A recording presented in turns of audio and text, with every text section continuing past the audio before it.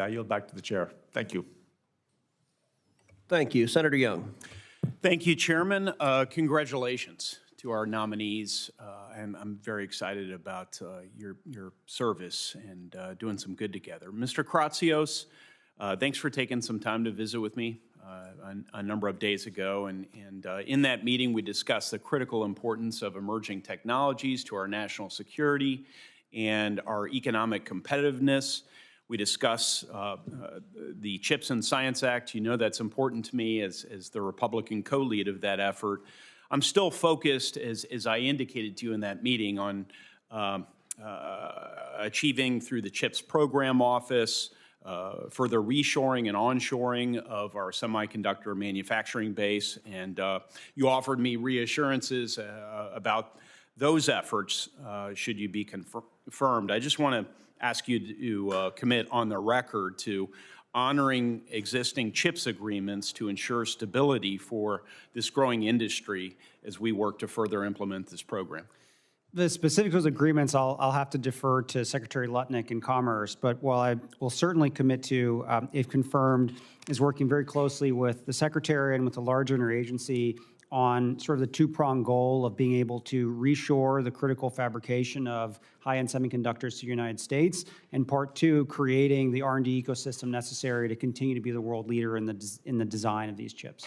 Great, and I trust that Secretary Lutnick will be following congressional directives and intent, and look forward to working with him on those efforts. You played a role, Mr. Kratsios, a key role in AI policy in the first Trump administration. I would expect in this different capacity, you'll continue to play an important role. You played a very important role in the February 2019 executive order on maintaining American leadership in AI. If confirmed, do you plan to build on this work, and if so, in what way? Absolutely. I think that was the first executive order ever signed by a president on artificial intelligence.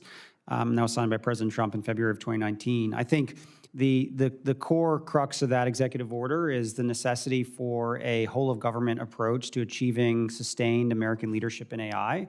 We have to lead the world in artificial intelligence R&D. We have to lead the world in creating a regulatory environment that allows our artificial intelligence companies to grow and succeed in the U.S. We have to create an environment where our workforce can actually thrive and take advantage of this new technology. And the last pillar is around international engagement, of how we can work with like-minded partners to ensure that U.S. AI becomes the default AI of the world versus some of our adversaries. Thank you for that comprehensive answer. There's a welcome and I think important emphasis by certain incoming members of the administration on making sure that we don't unduly throttle innovation as it relates to AI and that we encourage deployment. Can we better leverage public-private partnerships in emerging technologies more broadly to ensure that the U.S. remains a leader in innovation? We can, Senator, yes. I think both in the world of AI and in quantum, we've seen examples where AI centers, both from NSF and DOE, have shown the opportunity where the private sector can come in and work with academia and government together to do the important basic R&D and then ultimately be able to translate that into use cases for the commercial sector. So I think we need to continue to look at those opportunities and do more of that. I'll move on to biotechnology briefly. Mr. Kratsios, I've chaired for the last roughly 18 months a National Security Commission on Emerging Biotech. We will produce our final report for members of Congress in the next couple of months, and I've come to learn how important this technology will be to our national security and our economic vigor for the next generation and beyond. If confirmed, how will you ensure the U.S. is prepared to take advantage of this key platform technology? Yeah, similar to other emerging technologies, the way that you can achieve U.S. leadership is through a whole-of-government approach that is able to leverage the strengths of individual agencies and how they can plug into to the larger strategy.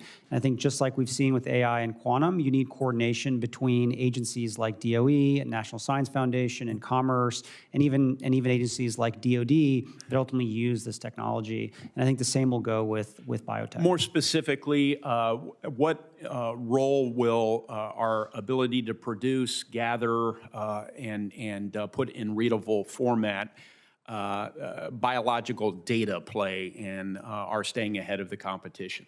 I think it's very critical. If we look at some of the largest players in China, I think their sole mission is to hoover up as much of that as possible.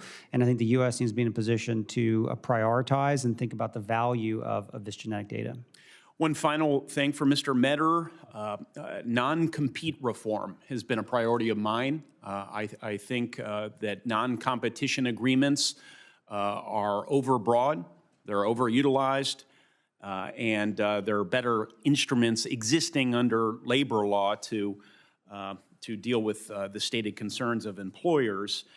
This is an impediment to upward mobility and so forth. I think Ms. Khan acted illegally. The courts vindicated my view as it relates to this policy issue, but I think on the substance, directionally, they were headed in the right direction.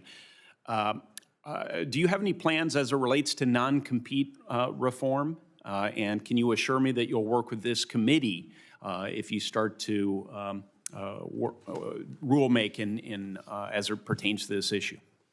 Yes, Senator, thank you. I share your concerns with regard to non-competes. I agree they've been overused and abused. And I won't comment on the legal status of the rulemaking since I know that's subject to litigation. But I can say there's a lot more the FTC can do, including through competition enforcement actions. And I think that would be a good next step for the agency to take, is to investigate how we can use our traditional enforcement powers to address those harms. Fantastic. I look forward to working with you on that should you be confirmed. Can we work together? Absolutely. Thank you, sir. Chairman? Thank you. Ranking Member Cantwell. Thank you, Mr. Chairman, and thank you again to both of the